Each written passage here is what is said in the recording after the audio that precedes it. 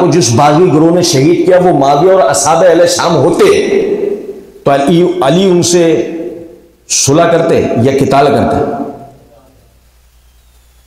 دیا نہیں جواب۔ اگر مثال کے طور پہ نہیں سمجھ میں آئی ہے تو دوبارہ سے دہرا دوں، چلو ایک دفعہ دوبارہ سے سن لو، صحیح ہے نا، کوئی بات رہ نہ جائے، غور سے سننا۔ ایک مناظرے کا اصول بتاتا ہوں، مناظرے میں ہمیشہ وہ کامیاب ہوتا ہے جو پہلے سامنے والے کو غور سے سنے کہ وہ کیا کہہ رہا ہے، کیونکہ اگر وہ غلط بیانی کرنا ہوتا ہے نا تو اس کو اس کی باتوں میں بھی پکڑا جا سکتا ہے، ٹھیک ہے، جیسے ہم مرزا کو پکڑتے ہیں اللہ کے کرم سے۔ تو ذرا اس بات کو سمجھیں کہ اللہ تعالیٰ نے سورہ حجرات کے اندر فرمایا کہ جب مسلمانوں کے دو گروہوں کے درمیان قتال کی نوبت آ جائے تو ان میں کیا کرو؟ صلح کا معاملہ کرو، پھر جو بغاوت کرے اس سے کیا کرو؟ قتال کرو۔ یعنی صلح تو ویسے قتل کی صورت میں ان میں صلح کا معاملہ کیا جائے گا، یہ بات نہیں کی جائے گی کہ نہیں یہ حق پہ نہ حق پہ یہ قتل، یہ بات کی باتیں ہیں، لیکن پھر ان میں سے اگر کوئی شخص بغاوت والا معاملہ کرے گا، مان ہی نہیں رہا، اصلاح کی طرف صلح کی طرف آ ہی نہیں رہا، تو اس باغی کو تو ان سے تو قتال کیا جائے گا، ان سے صلح نہیں ہوگی۔ اب حدیث سے پتہ لگا عمار کو باغی جماعت شہید کرے گی، اور باغی کے لیے قرآن نے اصول کیا بتایا کہ اس سے صلح نہیں، اس سے کیا ہوگا؟ قتال۔ اور علی نے معاویہ سے اصحاب اہل شام سے معاہدہ تحکیم کر کے صلح کی، تو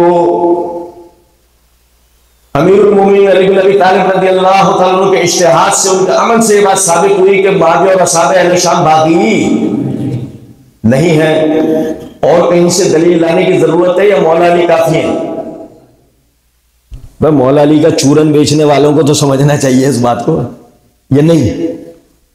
چلیں اس کو دوسرے طریقے سے دیکھتے ہیں۔ اب حدیث میں الفاظ یہ ہیں تقتلوک الفئۃ الباغیہ، تجھے باغی جماعت شہید کرے گی۔ حدیث میں یہ الفاظ نہیں ہے کہ وہ جماعت تجھے شہید کر کے باغی ہو جائے گی، حدیث میں الفاظ یہ ہے کہ تجھے باغی جماعت شہید کرے گی، جس کا مطلب وہ باغی جماعت پہلے سے ہوگی۔ حدیث کا اگلا حصہ اس کی اور وضاحت کر دیتا ہے، تو انہیں جنت کی طرف بلا رہا ہوگا، وہ تجھے جہنم کی طرف بلا رہے ہوں گے، جس کا مطلب وہ باغی جماعت پہلے سے تھی۔ بھائی تھی یا نہیں؟ اب اگر وہ پہلے سے تھی تو ذرا سمجھنا بات کو، عثمان رضی اللہ تعالیٰ عنہ کو جن لوگوں نے شہید کیا وہ کون تھے؟ مومن باغی تھے؟ بھائی پیچھے لے بھائی، یہ تو یہ لائٹ دیکھنے نہیں دے رہی آپ کو، یہ پیچھے لے بھائی بتائیں۔ عثمان رضی اللہ عنہ کو شہید کرنے والے خلیفہ کے باغی، انہوں نے خلیفہ کو شہید کر دیا، باغی گروہ تھے نا وہ باغی شہید کرنے کے بعد آپ کو واپس امریکہ چلے گئے تھے، مشن پہ آئے، شہید کیا، امریکہ لوٹ گئے، ریمنڈ ڈیوس، نہیں سمجھے یا نہیں؟ بھائی شہید کیا، ہیلی کاپٹر آ کے اترا، اس میں بیٹھے چل رہا، ایسا ہوا تھا؟ نہیں۔ کہاں تھے وہ لوگ؟ اب جب ہم مطالعہ کرتے ہیں، تحقیق کرتے ہیں، ہمیں پتہ لگتا ہے وہ سارے لوگ مدینہ میں تھے۔ پہلے جا کے انہوں نے دروازہ بجا عبد الرحمن ابن عوف کا، آؤ ہاتھ بڑھاؤ تمہاری بیعت کریں، انہوں نے ہاتھ کھینچ لیا اندر۔ انہوں نے جا کے دروازہ بجا عبداللہ بن عمر کا، باہر آؤ تمہاری بیعت کرنی ہے، او بھائی جاؤ۔ وہ گئے علی کے پاس، باہر آؤ تمہاری بیعت کرنی ہے۔ علی نے کہا میں نہیں کرتا۔ جواب کے اندر کہا تم نہیں کرو گے تو ہم میں سے کسی بندے کو ہم کھڑا کر دیں گے۔ سمجھے بات کو؟ یہ نہیں، علی نے بیعت کر لی، اور علی سے زیادہ اس وقت خلافت کا کوئی حقدار ہے ہی نہیں روئے زمین پر۔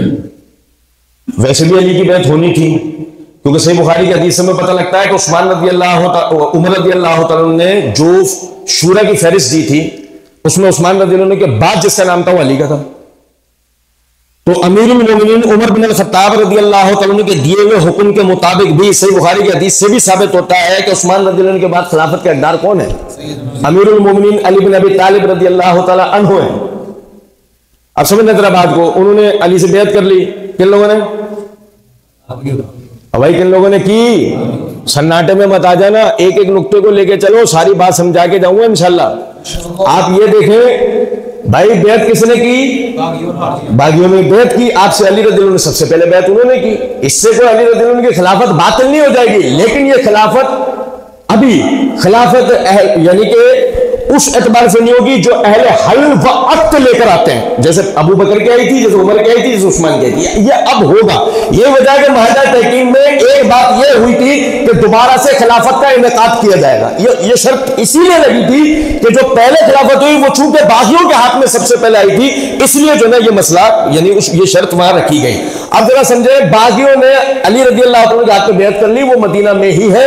اب اس کے بعد صفین کا واقعہ ہوتا ہے، یہ باغی علی رضی اللہ عنہ کے ساتھ مل کر آتے ہیں، یہ باغی اس حدیث کو پہلے سے جانتے ہیں کہ عمار کو باغی گروہ شہید کرے گا، وہ انتظار میں ہے کہ باقاعدہ معاویہ کے لشکر سے جیسی آمنا سامنا ہو عمار کو وہ شہید کریں گے۔ الزام ڈلوائیں گے کس پر؟ یہی وجہ ہے کہ آپ کو پتہ ہے معاویہ رضی اللہ عنہ اس حدیث سے بخوبی واقف تھے۔ جب عبداللہ بن عمر بن عاص نے یہ حدیث پڑھ کے سنائی تو کہنے لگے کہ ہم نے انہیں قتل نہیں کیا، ان کو تو قتل وہ کیا جن کے ساتھ وہ آئے تھے۔ سمجھے ہیں بات کو یا نہیں؟